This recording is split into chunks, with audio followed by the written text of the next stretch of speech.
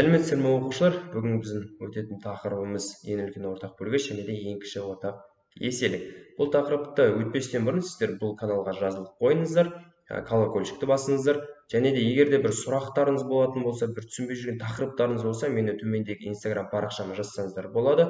Соны біз сол тақырыптарды YouTube каналда жариялайтын боламыз. Ал сабағымызға көшейік. Ең үлкен ортақ бөлгіш және ең кіші ортақ еселік. Бұл тақырыптың сіздер алдында жай көбейткіштерге жіктеу деген тақырыпты өткен боласыздар. Мысалы, 12 деген санын алып, сіздер жай көбейткіштерге жіктейсіздер, яғни бірге бөлмейсіздер, себебі бір деген жайда құрамада емес, сондықтан 2-ден бастайсыздар. Егер де әрине санымыз 2-ге бөлінетін болса, ал сан қай кезде 2-ге бөлінеді?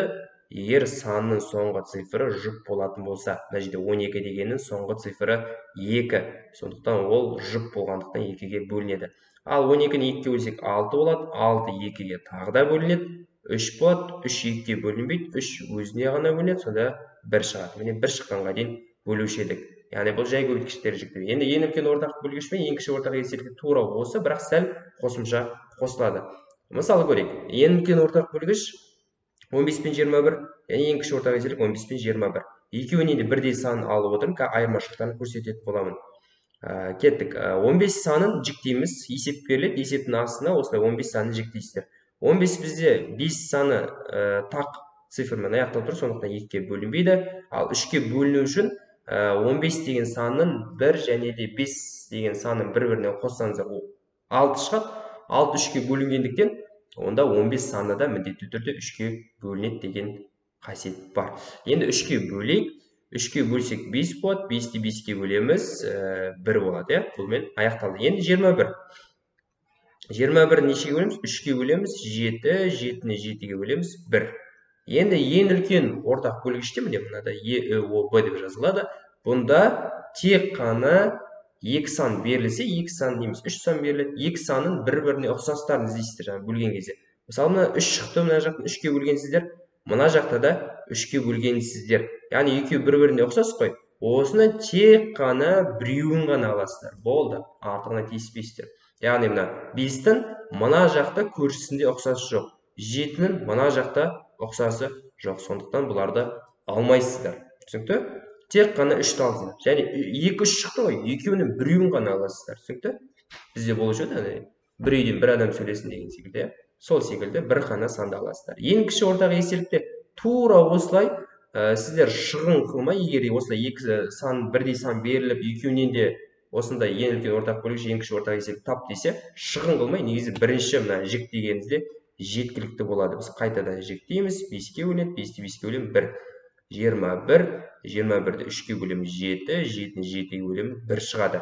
Енді бұнда не істеймін? Бұнда жаңа ең үлкен ортақ бөлгіш секілді тек қана ұқсастарын бірінші алып аламын. Екеуі бір-біріне ұқсайды, бір үйден бір адам, тек қана біреуін аламын. Әрмен қарай, мына 5-тің де 7-нің де ұқсасы жоқ қой. Осыларды да аламын. 5-ті де аламын, көбейтемін, 7-ні де көбейтемін. Сонда біз бір-біріне көбейтетін болсақ, 105 деген сан шығады. Сонда 15 пен 21-ден ең үлкен ортақ бөлгіші 3 болатын болса, ал 15 пен 21-ден ең кіші ортақ еселігі 105-тен басталады екен. Яғни 105 ары қарай өсе береді ол деген. Міне осы айырмашылықтар. Көрдіңіздер ме? Енді тағы да практика болу үшін тағы да бір есептер шығарайық. Ең үлкен ортақ бөлгіш 45 пен 60. Мен қазір шығын қылмай, бірден ортаға 2 санды жіктей қояйын. 45 көп оқушылардың бұл 45-ті мен таңдау себебі оқушылар осы жерден қателеседі. Себебі бұны бірден 5-ке бөліп қояды. Әрине 5-ке бөлуге болады, бірақ ол 3-ке де бөлінеді ғой бірінші.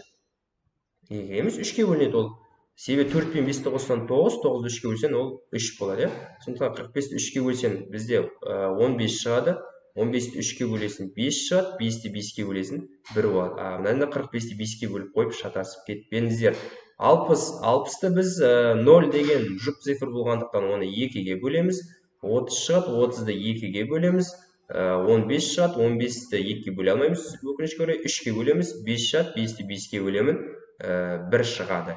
Осымен аяқталды. Енді ең үлкен ортақ бөлгішін табамын. Ол кезде не істеймін? Жаңағы алдыңғы түсіндіріп кеткеніме тек қана ұқсасын аласыздар. Сонымен бұнда ұқсасты іздеп көрейік. 3-тің ұқсасы бар. Мына жақта тұр екен міне, Және де ұмытып кетпеңіздер, 5-тің де ұқсасы бар екен мына жақта. Міне ұқсасы бар. Сонда 2, 3-тен тек қана біреуін ғана аламын. Мына 5-терден тек қана бір ғана 5-ті аламын. Сонда бұның екеуін бір-біріне көбейтсем, ең үлкен ортақ бөлгіші 15-ке тең деп алды. Енді біздер бұның ең кіші ортақ еселігін тапқан кезде жіктеп қойдық. Енді тек қана кімде ұқсас жоқ, соны ғана ала салсақ болды. Сонымен мен мына астына жазамын жауабын, тең болады ең кіші ортақ еселіктің. Так, мен қазір 15-ті тауып қойдым. 15 көбейтілген. Мына 3-тің ұқсасы жоқ, бұны да көбейтемін. Мына 2-нің ұқсасы жоқ, бұны да көбейтемін. Және де мына 2-нің де ұқсасы жоқ, яғни мына жақта ұқсасы болу керек, көршісінде ұқсасы болу керек. Яғни мынаның мына жақта ұқсасы болу керек. Жоқ болғандықтан бұларды да аламын. Көбейтсем 30, 90, 180. Сонда бұлардың ең кіші ортақ еселігі 180 болатын болса, ең үлкен ортақ бөлгіші 15-ке тең екен. Әрмен қарай соңғы есептер болсын, біздер 3 санынан ең үлкен ортақ бөлгіш, ең кіші ортақ еселіктерін табамыз. Енді ортаға жіктейміз, 125. Бірінші, көрейік, 3-ке бөліне ме екен? 3-ке бөліну үшін біз цифрларын бір-біріне қосайық. 1-ді, 2-ні, 5-ті бір-біріне қосамыз. Так, бізде қоссақ 8 шығады. 8 бізде 3-ке бөлінбегендіктен 125 3-ке бөлінбек дегенді айтасыздар. Сондықтан бұны 5-ке бөлеміз. 5-ке бөлген кезде 25, 25-ті 5-ке бөлемін 5, 5-ті 5-ке бөлемін 1. Жіктеп болдық. 300-ді жіктесек, ол 0 цифрмен аяқталған. 0 бізде жұп цифр, сондықтан 2-ке бөлінеді. 150-де оқушылар қателеседі, 5-ке бөледі, я 3-ке бөледі. Жоқ, 150 0 цифрмен аяқталғандықтан бұл тағы да 2-ке бөлінеді. 75 шығады. Енді әрмен қарай ойланасыздар. 75 3-ке бөліне ме, 5-ке бөліне ме? 3-ке бөліну үшін цифрларын қосамын. 7-ні және де 5-ті бір-біріне қоссам, мына жерде ол 12 шығады. 12 3-ке бөлінеді, яғни 75-те 3-ке бөлінеді деген сөз. 3-ке бөлсек 25, 25-ті 5-ке бөлемін, 5 болады, 5-ті 5-ке бөлемін, және сосын 1 болады. Енді соңғы 450. 450 қандай цифрмен аяқталып тұр? Әрине 0 цифрмен, ол бізде жұп, сондықтан 2-ке бөлінеді ол деген. 225 шығады. Әрмен қарай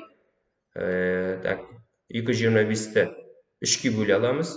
75 шығады. 75-ті 3-ке бөле аламыз. 25.